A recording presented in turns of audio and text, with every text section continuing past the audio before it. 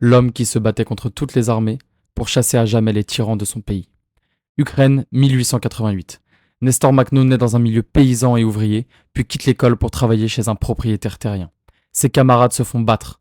Nestor y apprend une leçon qui ne le quittera jamais. Plus jamais il ne se laissera faire face à la domination des classes.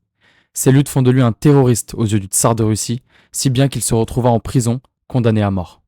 Mais bientôt, ce fut l'heure de la révolution. La Russie vire au rouge de Lénine et des bolcheviks, Makhno est libre. Alors lui vint une idée. En rentrant chez lui en Ukraine, il transmettra autour de lui un nouveau principe, l'anarchisme, le refus de toutes les dominations pour que le peuple puisse décider pour lui-même, sans parti, sans tsar, sans chef au-dessus de lui. Ce fut le temps de la guerre. Makhno a levé une armée noire, la Makhnovtchina. Il se bat à la fois contre l'armée rouge de Lénine et Trotsky, l'armée blanche de Dénikine, les envahisseurs austro-allemands. Mais la maladie est la plus violente de toutes les armées.